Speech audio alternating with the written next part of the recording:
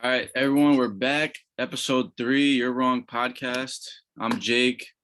I'm Julian, and before we get started, I just wanted to say, like the season, we're getting right into it, and I'm checked out of NFL, I'm checked out of college football, I'm full college basketball right now. I don't think there's a sport being played right now that matches the energy. That's a fact, though. I've checked out of NFL. Like Kyle and Gavin said in their podcast, NFL might be rigged and scripted, bro. Like it's really like they're just It's making it sad. so like It really is sad. It's sad to yeah. see.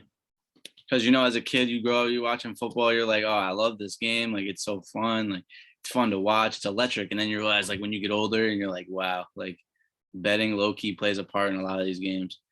Yeah, but this could be, Vegas like easing us into it a little bit, like college basketball is going to be fun this year, and then we start hammering everything and get cleaned out. So you Literally, definitely, I feel like all the favorites for the most part are winning all their games and yeah, then are covering all the spreads. And then Vegas is gonna start making like these like minus 25 lines that uh, everyone thinks is like, oh, it's a lock because it's like Duke versus Gardner Webb. Like, but Gardner Webb's low key like a good mid major, not a good mid major, but they can cover yeah, 25. You know what I mean? yeah. Like We just for gotta keep instances, on. That's it.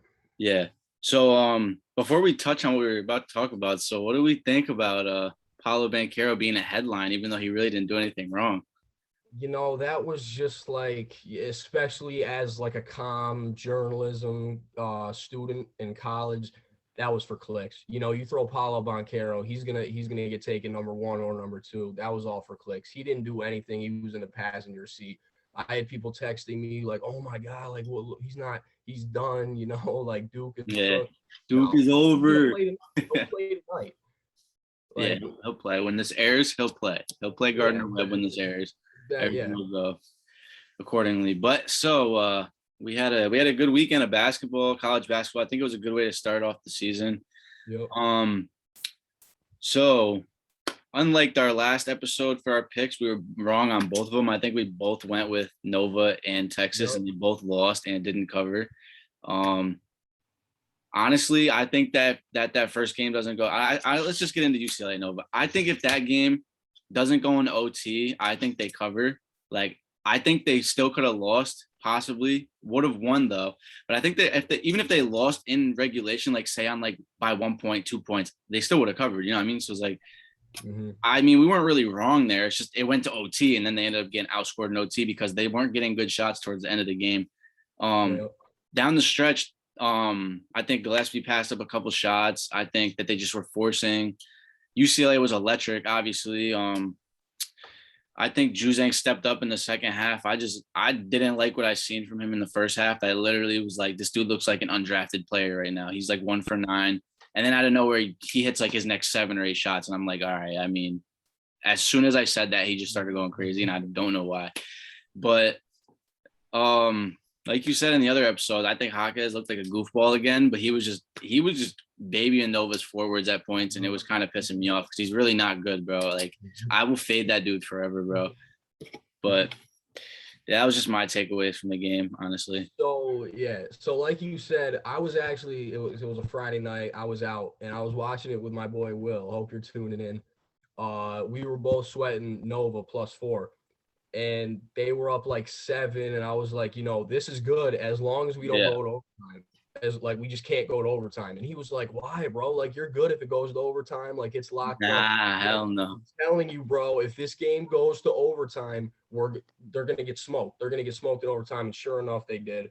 Nova, they blew a 10-point lead. They scored 4 points in the last 5 minutes of regulation. But I liked what I saw from them. They shot the three Yeah. well. Justin Moore, Gillespie, and Samuel, they combined for 11 of 17 from three. So I thought that was good. They definitely need to shoot the ball well for them to be a contender. But they got out rebounded by 14, and that's kind of where my questions were for Villanova entering the season.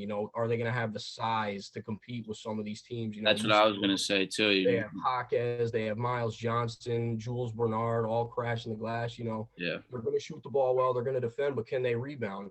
And another thing I wanted to touch on was, are they deep enough? Because I think Gillespie and Justin Moore, I think that's one of, if not the best backcourt duo in the country but are they deep enough? You know, Caleb Daniels, he's supposed to be their best player off the bench. He shot 2 of 8 from the field, 0 of 5 from 3, and there was no bench production from them. So Yeah. like I said, you know, are they deep enough and can they control the glass? Because as of right now, I don't see them really. They can contend for a Big East championship, but in the tournament, they have to correct those things for me to buy in on them. Yeah, I definitely like what you said about the bigs. I think that they definitely lost Earl Robinson, Jeremiah Robinson. That was a huge loss Yeah. for them. They had to fill that big role at the power forward center position. You know what I mean?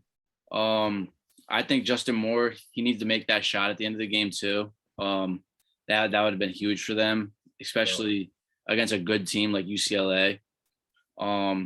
I think Colin Gillespie looked really good too. Like I've been saying, like I don't know, I like the guy, white guy, shooter. Obviously, you know we gotta support our bros.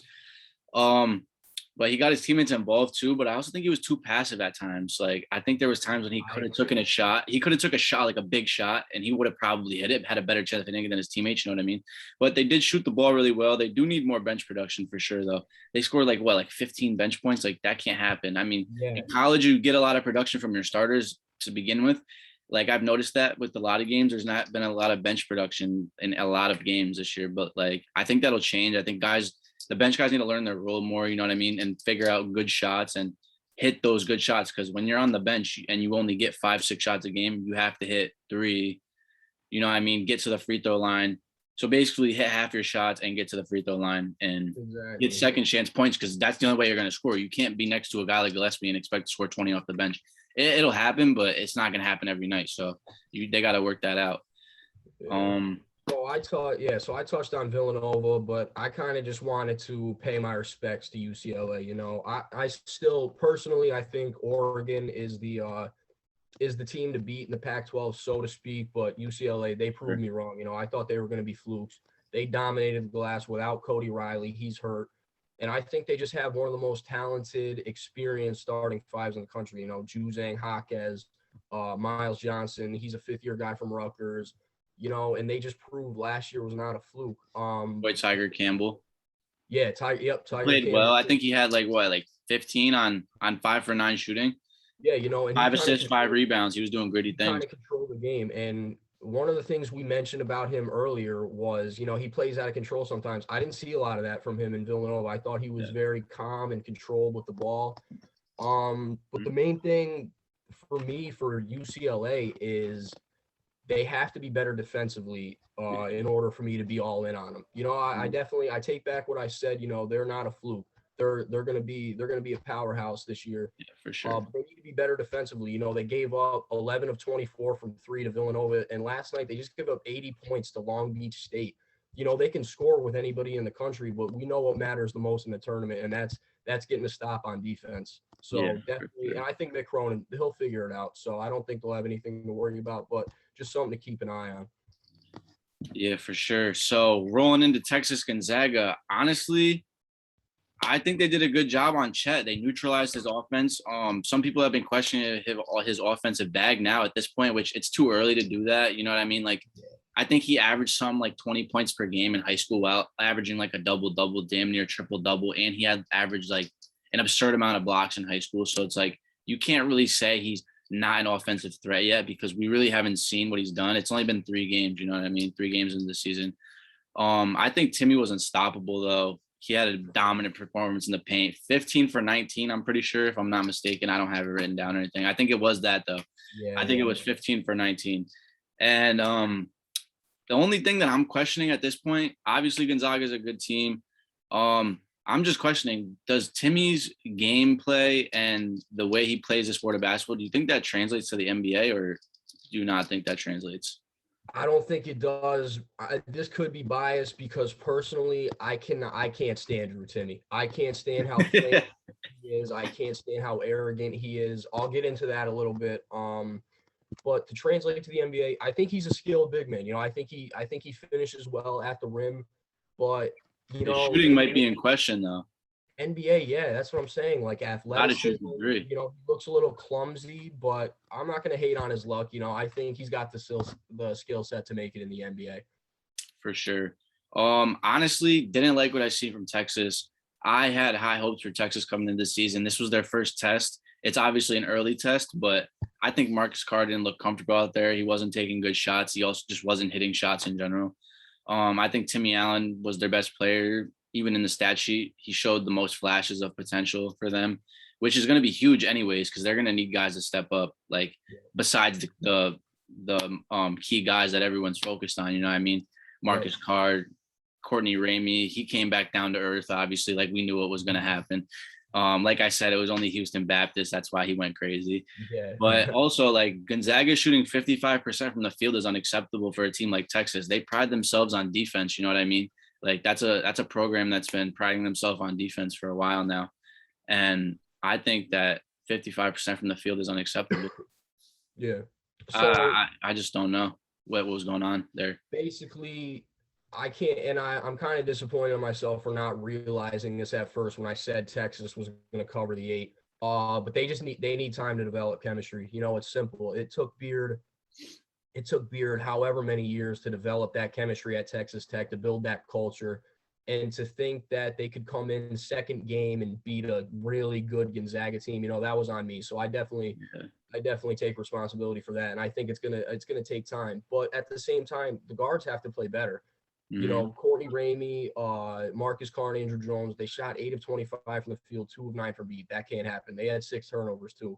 But like you touched on, Timmy Allen, he's a prolific scorer, and he's gonna be big for them down the stretch because, you know, you get teams that pressure the ball, you know, dump it into Timmy Allen forward, he can go get you a bucket.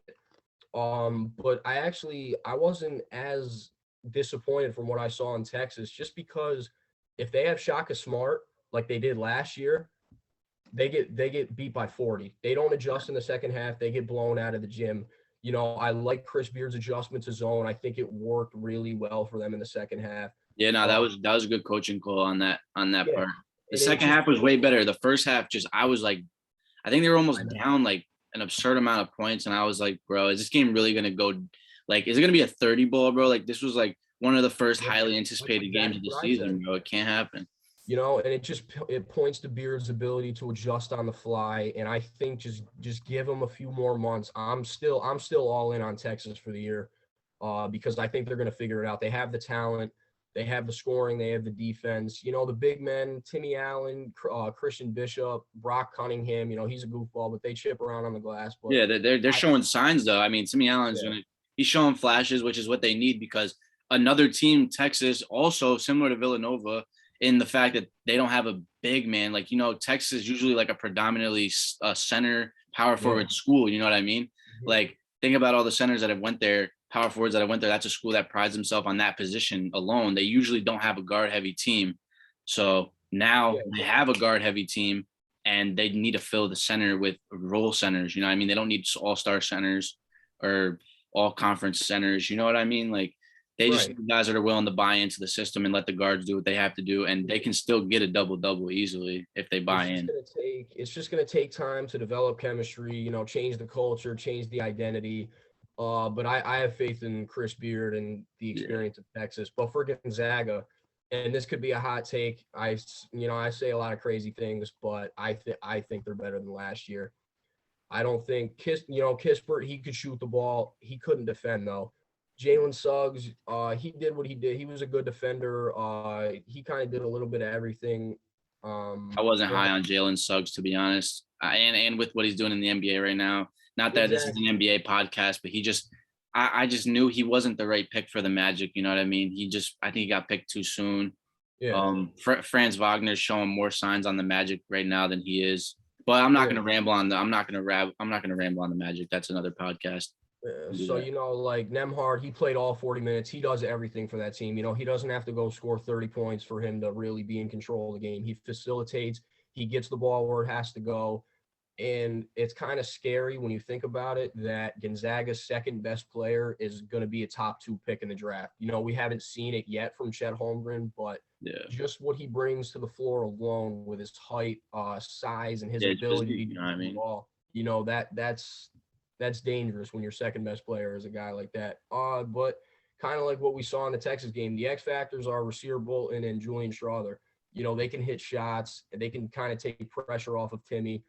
But the only thing is it safe to buy into them again? You know, we were all in on a lot of people were all in on them last year.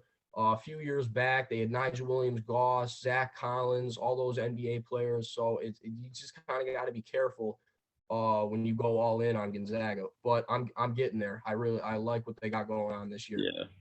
It seems like there's a trend of Gonzaga players just not being good in the NBA too. So that's why I had to ask if Timmy was going to translate, because we see guys like, I mean, Kelly Olynyk, he's good, but like he just keeps getting put on teams where he's able to go out and get good stats now. You know what I mean? Like on the Heat, he wasn't good. When he was on a good team, he wasn't really good. Like that's why he had to move on to the Rockets. You know what I mean? And then he started killing on the Rockets because obviously nobody's on the Rockets.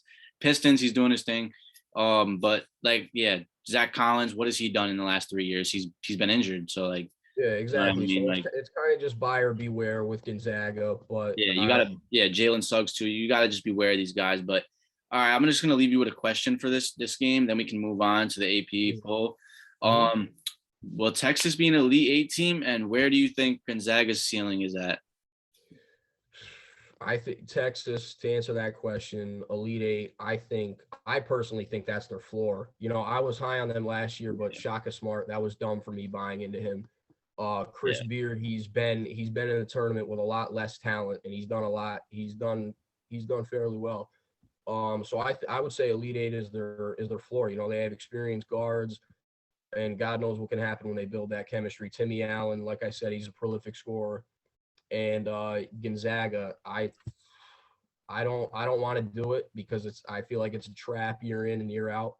Yeah. But I think this year is the year they get it done. Personally, the year they go. I'm really high on Nembhard, and as much as I hate Timmy, and I just don't like how flamboyant he is. Like you got smoked last year in the national championship, and you're like flexing your mustache, you're like flexing in the crowd. It's like, be humble, like, you know, be humble, be hungry.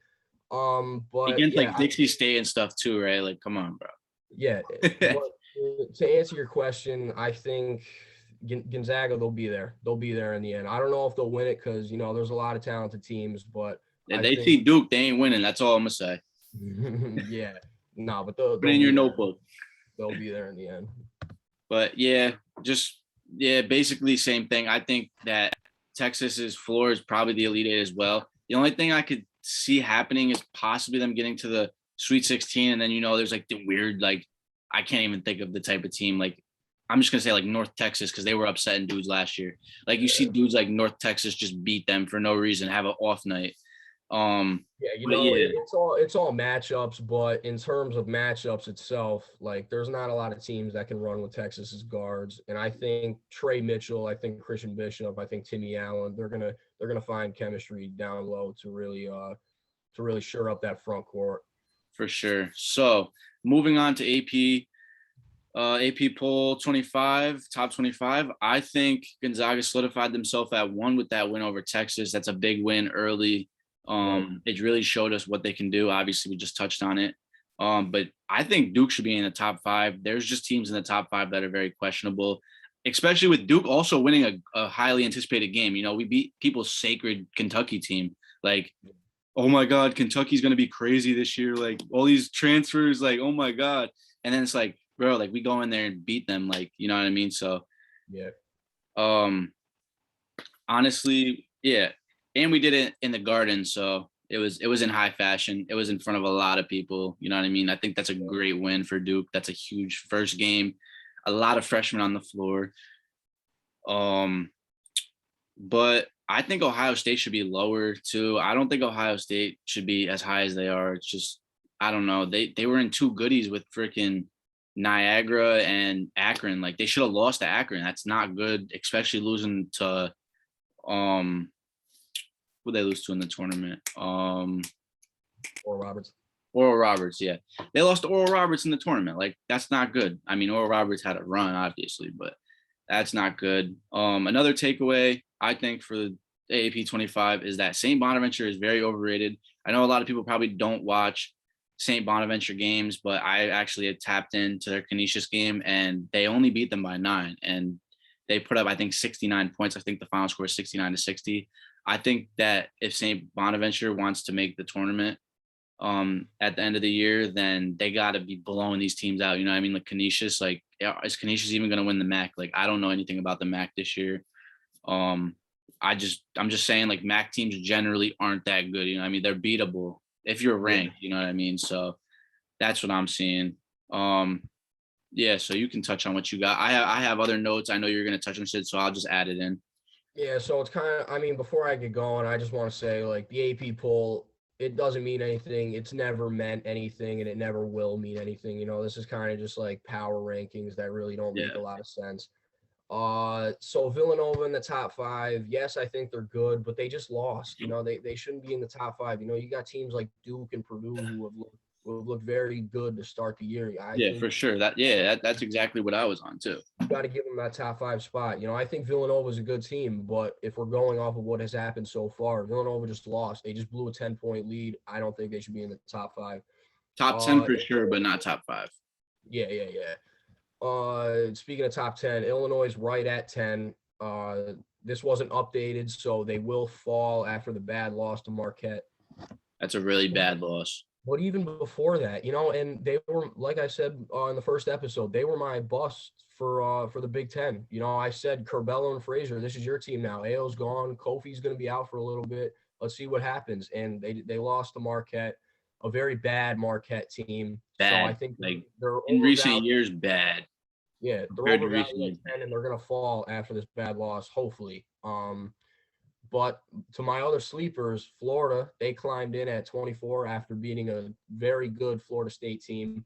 Yeah. They were kind of neck and neck for a while. I didn't get to tune into that game a lot, but I know Tyree Appleby, he didn't have a great game, and they still won by 16. Mm-hmm. And, you know, Florida State, they were a lanky team. They looked like they were giving Colin Castleton trouble, but he had a really good game. And Myron Jones, you know, he was hitting shots, and we touched on him in the first episode as well. And the scariest thing about this Florida team is Keontae Johnson, their best player, in my opinion, isn't even back yet. So I think the sky's the limit for this team. And it's good to see them climb in at 24. Yeah. And you could say, you know, St. Bonaventure at 23, like you mentioned. You could say my teams got snubbed. VTech and Indiana. They were my sleepers coming into the year. They're ranked. That's what I'm saying. I think Indiana got snubbed for sure.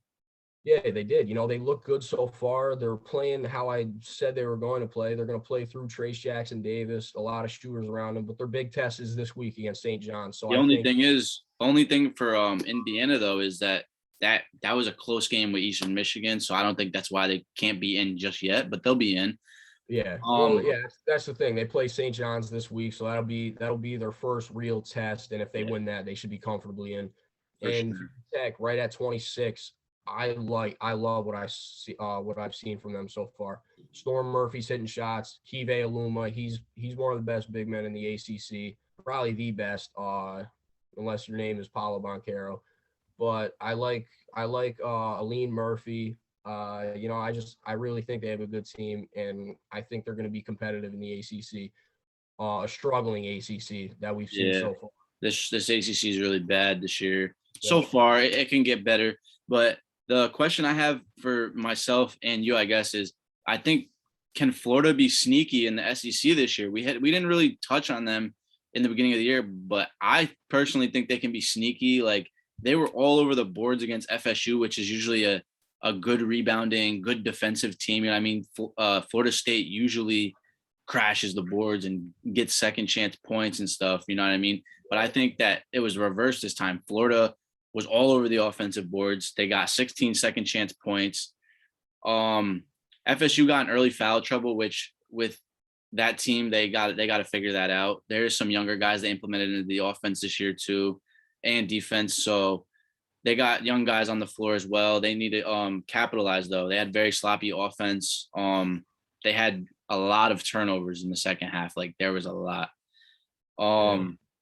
They picked it up though. At the end of the first half. They were down, or no, they weren't. I don't even think they were down, but it was a really bad offensive showing from them in the first half. They came out, got it together. They've hit their last 10 for 14 shots and something like that. And then, just not turning the ball over is going to be key for FSU, especially in ACC, where ACC is up for grabs if pending anything happens to Duke again. You know what I mean? If we were to lose Paolo to an injury, or say Trevor Keels, Wendell Moore, any of these big guys on the Duke team, I think that the ACC would be wide open. I think that these teams need to get better. You know what I mean? Learn from their mistakes. Like Cuse only beating Drexler by 15. That needs to be better if they want to compete for ACC. So it's just stuff like that with ACC. But like you said, Virginia Tech looks really good.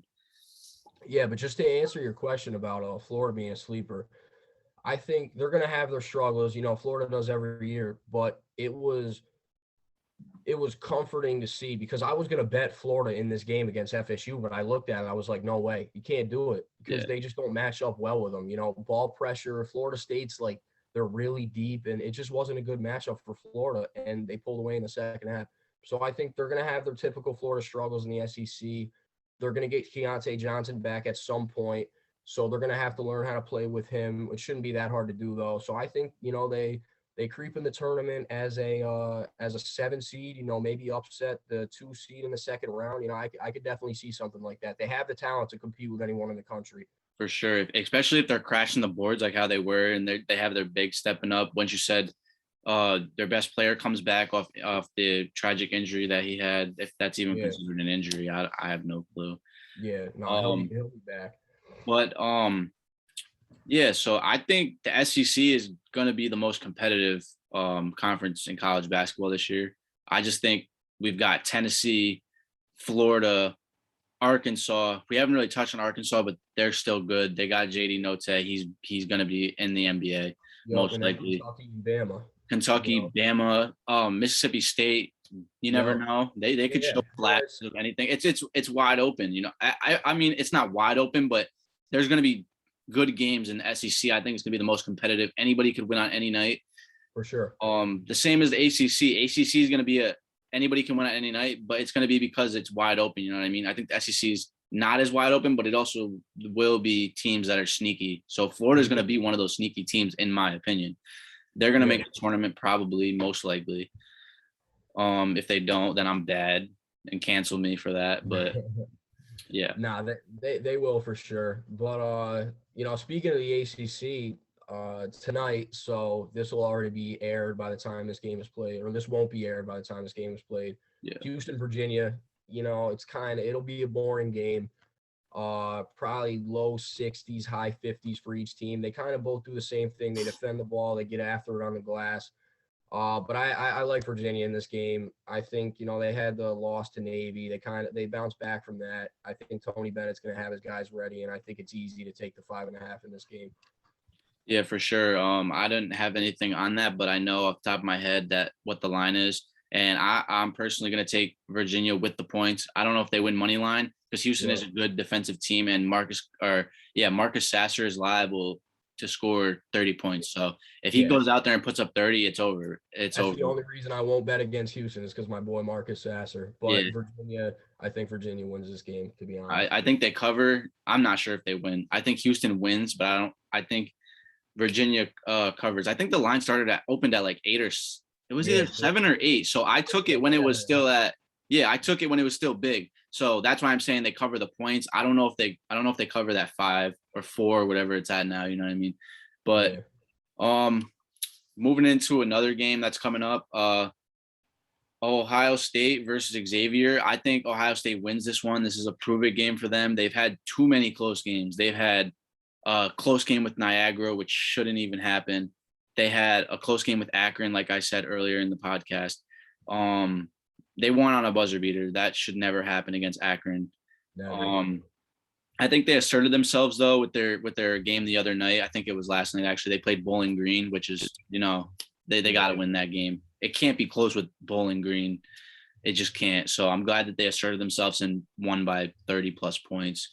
They're going to need to be locked in on the glass and guard Xavier's best player, which is, I think, in my opinion, is Paul Scruggs. He's the point guard. He averages 26 and 5 on almost 45% shooting, I should say. So I think that they need to lock in on him, and EJ Liddell needs to be a presence. Xavier doesn't have anybody that can bang with him, I don't think. And I think that he needs to just keep himself in contention for player of the year for his conference. He's just a factor. He's averaging absurd numbers right now in every category. He's shooting the ball well. He's showing flashes of being an NBA talent, but he is really old too at that. So, Yeah. um, So pretty much like I told you before we went live, I'm out on Ohio State.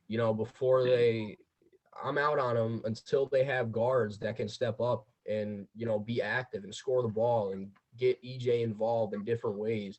mhm, I do think they win this game, especially because Xavier doesn't have Zach Freeman, so he'll be out. He'll be out. I think he comes back early December. But like you touched on, Paul Scruggs, he's a good player. But this is a game Ohio State. There's no reason for them not to win this game. There's sure. absolutely no reason. Yeah, the Big East But talent is just isn't as good as it should be right now. So they need to capitalize, for sure.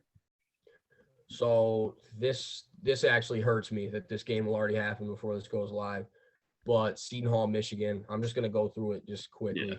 Hmm. Seton Hall, they're deep. They're 10 deep. Guard the pick and roll really well, which is what Michigan excels at. So that'll kind of be interesting to see how that works out. They've been scoring the ball. They've been defending. Bryce Aiken has been scoring the ball. Jared Roden, he really hasn't even gotten to a rhythm yet. He was a Big East first teamer in the preseason, so it'll be interesting to see if he can get it going tonight.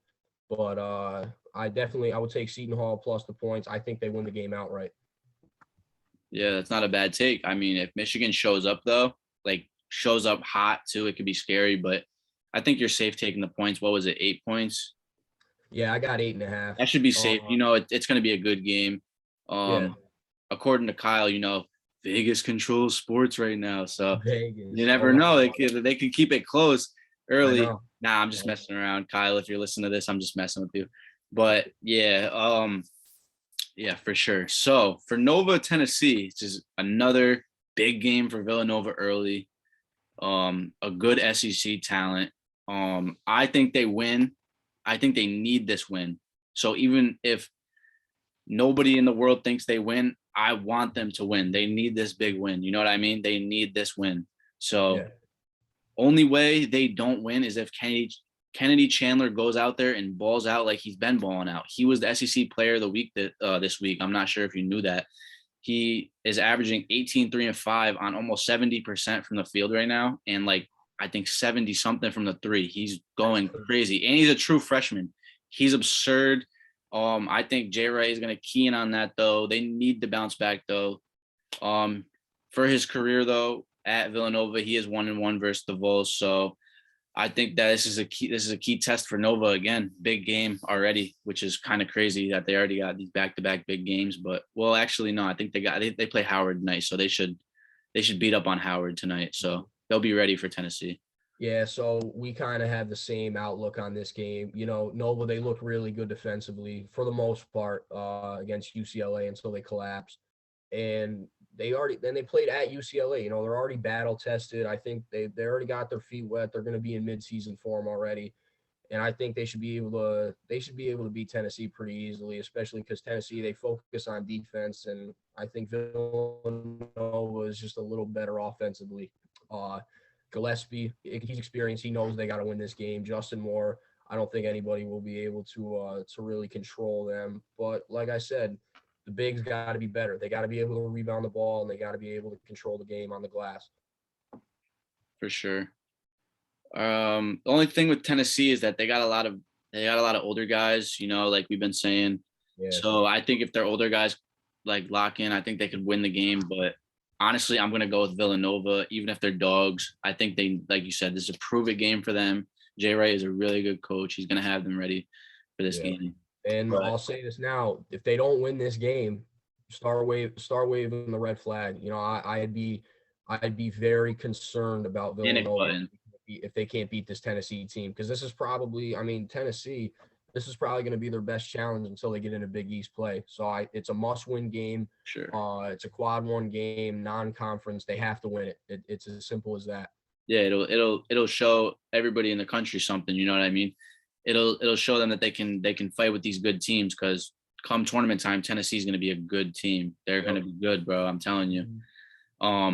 But for Purdue UNC, that's going to happen over this weekend coming up. I think UNC will cover, possibly win. This is an early thought. I always change my thoughts up sometimes. But I'm gonna stick with UNC will cover against Purdue. I think Purdue has had good offense, but their defense has been kind of stagnant. I think. Um, then Purdue also hasn't beaten UNC since 1974. I seen in an article I was reading earlier, which is kind of a know that. crazy. It's a crazy stat. That Yeah. just sounds crazy to me. But they both have solid starting fives with solid returning players that I think will contribute to the game. And another thing I read was that Purdue has a 20-6 record for in-season tournaments. So like the Maui Invitational and stuff like that, like these tip-off classics. So that's the only thing. Like that's why I had to put both of those down from two different articles, because although Purdue hasn't beaten UNC since 1974, they haven't played a lot since then. You know what I mean? So that doesn't really matter as much. But Purdue being 20-6 in-season tournaments is kind of crazy. That's a really good record. So I think UNC covers, but I think Purdue will win the game. UNC has a chance to win though. Like I said, they got talent. They got some talent over there. They got some good transfers in, but I think UNC covers, Purdue wins. That's what I'm going to go with for that game. Jaden Ivey legacy game. It's going to be a tournament and a in-season tournament. It's going to be a legacy game for him. He's got to prove it against UNC. They got some scrappy guards. So we'll see. Yeah, so I would say for the most part, we see eye to eye on a lot of things. But I think Purdue blows this team out of the water. I don't even think it'll be close. So like you said, no cover, even if it's like 9. If the line opened at Purdue -15, I would take it. Like you just said.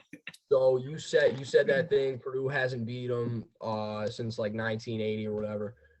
The coach for most of those years, I would assume it was Roy Williams. He's not there anymore. They got Hubert Davis. This is going to be his first test as a coach for UNC. That is true. I totally forgot about that, honestly. UNC, they were my preseason ACC boss. Purdue was my Big Ten favorite. I just think in terms of matchups, Purdue, they just have too much size. Zach Edey and Travion Williams off the bench, they're too much to handle. They crash the glass. They score the basketball. They have too much talent. Jaden Ivey, Isaiah Thompson, Sasha Stefanovic, he can shoot the ball. And I think Purdue has too much to prove. They had very high expectations coming into the season, and I think they know that. And I think this is their first test. They're going to get the job done.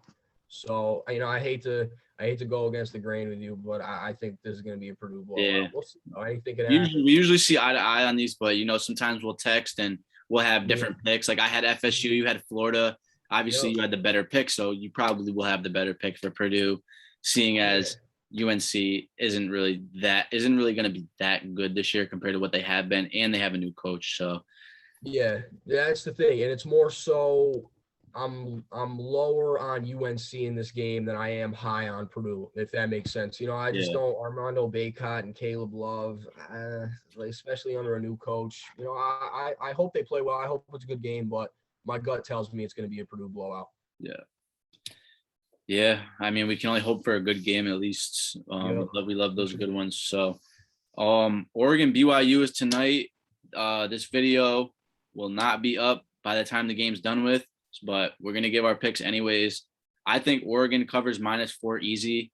I think the line's even moved since then, possibly a point or a half a point or something. It's moved since then. It's had to have. BYU just isn't what they have been.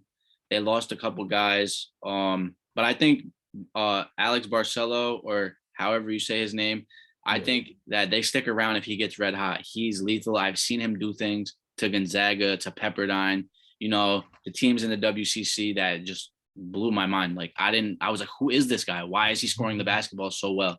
Like this dude should be on a Power 5 school team. You know what I mean? But he fits in well at that offense at BYU, and he puts the ball in the basket. So if he puts the ball in the basket and passes as well as he can pass too, it might be a long night for Oregon, but they cover easy in my opinion. Yeah, I'm with you here, especially because Dane Altman, he's going to have a defensive scheme. You can put Jacob Young on him. You can put Will Richardson on Barcelo. I think Oregon has too much talent. They're playing good basketball early in the season, and I think BYU can only get so far in this game with just Alex Barcelo. And I was also very high on Oregon coming into the season. You know, they have a ton of talent, and I think this will be a non-conference game that they really put the nation on watch. For sure, for sure. So I think that wraps up everything we've got. Yeah, you know, the games, they weren't last week. Last week is probably the best games we're gonna get for a while. This is kind of like easing into conference play, but you know, we're still there will gonna be have those couple. There will be those 2 or 3 that are good. You know, that's why we're looking so far ahead already. you It's only Tuesday, but we're looking ahead to the weekend because the weekends are the good games. You know what I mean? They're gonna have the Purdue, UNC, Nova, Tennessee games. So yeah, we're gonna be looking forward to these good games on the weekends. Probably not during the week as much as yeah, like you said, we ease into conference play. But yeah, let's go Duke tonight. Let's cover versus Gardner Webb. Unhealthy amount of bets in right now, so we'll see how it plays out. Yeah, I just got Seton Hall in, so hopefully I'm not crying myself to sleep if they lose by 30. I wouldn't be surprised though. It's just my luck. Yeah. Overall though, I think we covered everything. So episode 3 is complete. We'll be back episode 4 sometime next week. All right, ladies and gentlemen, stay tuned. You got to say it this time what you always say. This is our what? What is it? This is number one. This is your number one source for college basketball. Number one source. Just going to keep getting better too. Hope you guys enjoy. Yep.